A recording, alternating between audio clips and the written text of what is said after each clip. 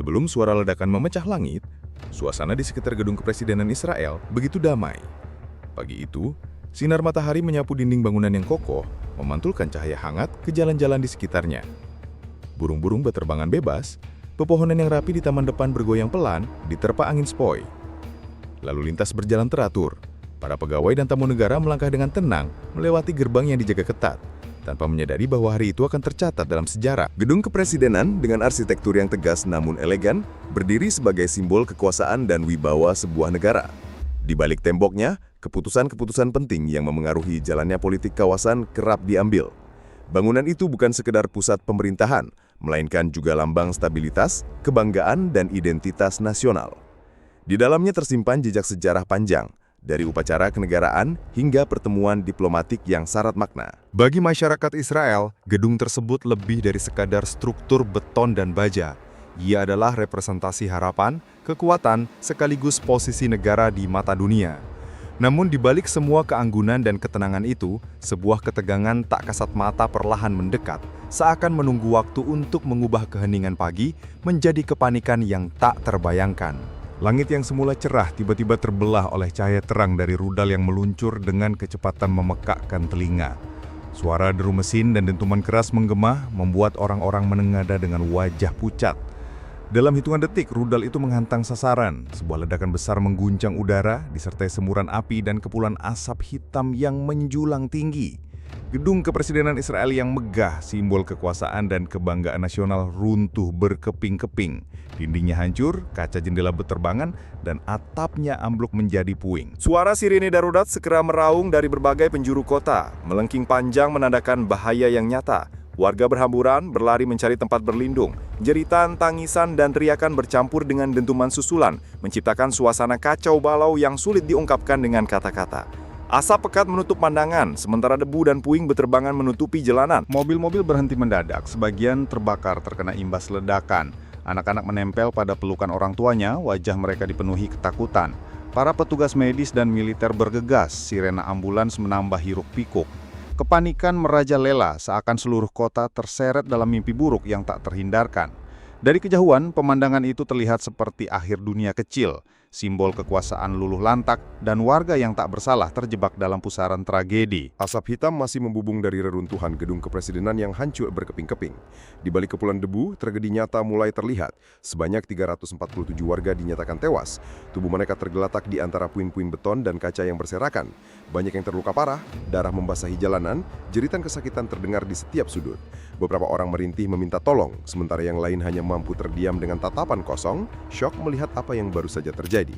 Petugas darurat berlari dengan tandu, mengevakuasi korban satu persatu dari reruntuhan. Suara sirena ambulans berpadu dengan teriakan keluarga yang histeris, mencari orang-orang tercinta mereka. Anak-anak menangis keras, sebagian tubuh mereka berlumur debu, dipeluk erat oleh orang tua yang juga terluka. Api kecil masih menjilat sisa bangunan, sementara percikan air dari mobil pemadam membasahi puing yang masih panas. Di sudut jalan, seorang pria duduk gemetar sambil menggenggam tangan istrinya yang sudah tak bernyawa. Tak jauh dari sana, seorang anak perempuan berteriak memanggil ibunya yang terjebak di balik tumpukan beton. Pemandangan itu menyayat hati, setiap jeritan dan tangisan menjadi bukti betapa besar luka yang ditinggalkan. Dalam hitungan menit, suasana kota yang damai berubah menjadi lautan duka. Evakuasi berlangsung panik, korban terus berdatangan ke rumah sakit yang kewalahan menampung. Tragedi ini meninggalkan jejak luka yang akan sulit dihapus bukan hanya pada bangunan, tetapi pada jiwa manusia yang menyaksikannya. Beberapa jam setelah ledakan dahsyat meratakan gedung kepresidenan, suasana politik di Israel berubah menjadi tegang. Pemerintah segera menggelar rapat darurat di lokasi yang dirahasiakan. Para pejabat tinggi militer dan politik berkumpul, wajah-wajah mereka menegang, penuh amarah sekaligus kebingungan. Layar besar menampilkan rekaman kehancuran, laporan korban, dan peta strategis. Suara diskusi meninggi, tuntutan balasan militer terdengar semakin kuat. Banyak yang beranggapan bahwa serangan ini bukan sekadar aksi sepihak, melainkan penghinaan langsung terhadap simbol kekuasaan negara. Di luar ruang rapat, media internasional menyorot perkembangan dengan tajam. Pertanyaan besar bergema, apakah Israel akan segera melancarkan serangan balasan besar-besaran? Ancaman itu terus digaungkan, dengan pernyataan resmi yang menyebut bahwa setiap serangan terhadap jantung negara akan dibalas dengan kekuatan penuh. Dunia menahan napas, khawatir bahwa konflik ini bisa berubah menjadi perang regional. Sementara itu, dari Teheran, Iran mengeluarkan pernyataan resmi. Mereka menyebut serangan rudal sebagai langkah strategis, sebuah tindakan pembelaan diri atas ancaman yang sebelumnya dilancarkan Israel. Iran menegaskan bahwa target mereka bukan rakyat sipil, melainkan simbol politik dan militer yang dianggap sebagai ancaman bagi kedaulatan mereka. Pernyataan itu memicu kontroversi. Bagi sebagian pihak, ini hanyalah dalih politik. Bagi yang lain, ini adalah sinyal peringatan keras. Di tengah hiruk-pikuk, dunia kembali dihadapkan pada pertanyaan besar. Apakah pintu menuju perang besar sudah terbuka? Ledakan di jantung Israel langsung memicu gelombang reaksi dari berbagai penjuru dunia. Amerika Serikat dengan cepat mengecam keras serangan itu, menyebutnya sebagai ancaman langsung terhadap stabilitas kawasan, sekaligus menegaskan dukungan penuh terhadap Israel. Di Eropa, para pemimpin negara bereaksi dengan nada khawatir. Beberapa menyerukan solidaritas, sementara yang lain menekankan pentingnya menahan diri agar konflik tidak meluas menjadi perang regional. Di sisi lain, Rusia mengambil sikap yang lebih hati-hati. Moskow menyebut serangan ini sebagai konsekuensi dari ketegangan panjang, sembari mengingatkan bahwa penggunaan kekuatan militer berlebihan hanya akan memperburuk keadaan. Tiongkok juga ikut bersuara, menyerukan penyelesaian melalui jalur diplomasi dan perundingan, serta memperingatkan bahwa konflik ini dapat mengguncang keseimbangan global. Di tengah silang pendapat itu, suara PBB menjadi sorotan utama. Sekretaris Jenderal PBB mengeluarkan pernyataan mendesak gencatan senjata segera. Seruan itu bukan hanya ditujukan kepada Israel dan Iran, melainkan juga kepada semua pihak yang berpotensi terlibat. PBB menegaskan bahwa prioritas utama adalah menghentikan kekerasan, melindungi warga sipil, dan membuka jalan bagi dialog. Namun meskipun seruan damai berkumandang, bayangan perang tetap menggantung. Dunia seakan berdiri di persimpangan antara diplomasi yang rapuh atau eskalasi menuju konflik yang bisa mengubah peta geopolitik internasional. Di balik hiruk-pikuk politik dan ancaman balasan militer, ada wajah-wajah manusia yang terluka paling dalam. Ribuan warga kehilangan keluarga, rumah, dan harapan dalam sekejap. Jalanan dipenuhi reruntuhan, tenda-tenda darurat berdiri di antara puing, menampung orang-orang yang kini tak lagi punya tempat tinggal. Setiap sudut dipenuhi tangisan dan duka. Anak-anak merintih, sebagian mencari orang tua yang tak pernah kembali. Sebagian lagi hanya bisa menangis dalam pelukan relawan. Di sebuah lapangan terbuka, ratusan orang berkumpul dalam doa bersama lintas agama. Ada yang berdoa dengan kitab suci di tangan, ada yang menundukkan kepala dengan hening, ada pula yang hanya memejamkan mata sambil berbisik lirih. Perbedaan keyakinan seolah sirna, berganti dengan satu kesamaan, rasa kehilangan dan kerinduan pada kedamaian. Di antara kerumunan itu, kisah individu menyayat hati muncul. Seorang ayah muda duduk di samping tanduk kecil, memegang erat sepatu anaknya yang ditemukan di puing, sementara tubuh sang buah hati sudah terbujur kaku di rumah sakit darurat. Seorang perempuan parubaya berjalan tertatih, menanteng foto keluarganya yang hilang, matanya kosong tanpa air mata tersisa. Ada juga seorang anak lelaki berusia 10 tahun yang selamat meski tubuhnya penuh luka, bercerita lirih bahwa ia masih mendengar suara ibunya di balik reruntuhan sebelum akhirnya sunyi. Kisah-kisah itu mengguncang hati, mengingatkan dunia bahwa di balik angka korban, ada nyawa, cinta, dan kehidupan yang hancur tak tergantikan. Ledakan yang menghancurkan gedung kepresidenan Israel bukan hanya tragedi nasional, tetapi juga menyulut isu global yang jauh lebih menakutkan. Bayangan Perang Dunia III.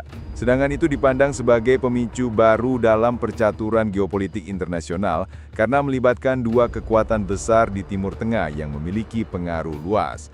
Ketegangan segera menjalar ke negara-negara tetangga. Lebanon, Suriah, hingga Yordania merasa waspada, khawatir konflik meluas ke perbatasan mereka. Bahkan negara-negara Teluk menyiapkan pasukan pertahanan dan memperketat keamanan udara. Ketakutan ini bukan tanpa alasan. Aliansi dan kepentingan masing-masing negara bisa dengan cepat menyeret kawasan dalam pusaran perang.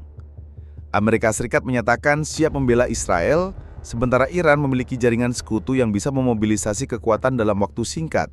Kondisi ini menciptakan ketegangan diplomatik yang mengingatkan dunia pada awal-awal perang global di masa lalu, saat sebuah insiden memicu rantai konflik yang tak terkendali. Media internasional mulai membicarakan kemungkinan skenario eskalasi tanpa batas. Para analis memperingatkan, jika satu langkah salah diambil, konsekuensinya bisa meluas melampaui Timur Tengah, melibatkan kekuatan besar lain seperti Rusia, Tiongkok, dan Uni Eropa.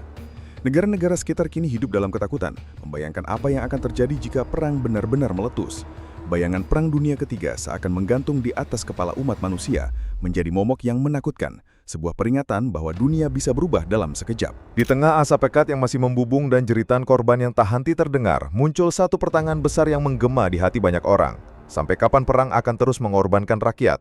Sejarah telah berkali-kali menunjukkan bahwa setiap peluru yang ditembakkan, setiap rudal yang dijatuhkan, selalu meninggalkan luka paling dalam pada mereka yang justru tak pernah ikut duduk di meja perundingan. Anak-anak, perempuan, orang tua, dan keluarga biasa yang hanya ingin hidup tenang. Dunia seakan dipaksa untuk kembali merenung. Apakah ambisi politik, kekuasaan, dan perebutan pengaruh benar-benar sepadan dengan air mata jutaan orang? Sampai kapan kehancuran demi kehancuran harus dibayar dengan masa depan yang hancur? Pertanyaan itu menuntut jawaban, bukan dari satu bangsa saja, tetapi dari seluruh umat manusia. Di tengah tragedi ini, ajakan untuk perdamaian kembali digaungkan.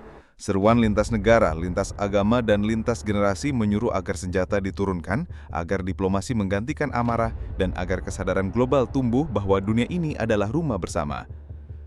Kesadaran bahwa kehidupan terlalu berharga untuk dibiarkan musnah oleh perang. Perdamaian bukan sekadar impian, melainkan kebutuhan mendesak. Hanya dengan menyatukan suara, umat manusia bisa menghentikan lingkaran kebencian dan membangun masa depan yang lebih manusiawi. Dunia kini dihadapkan pada pilihan, terus membiarkan sejarah kelam berulang atau berani memilih jalan damai.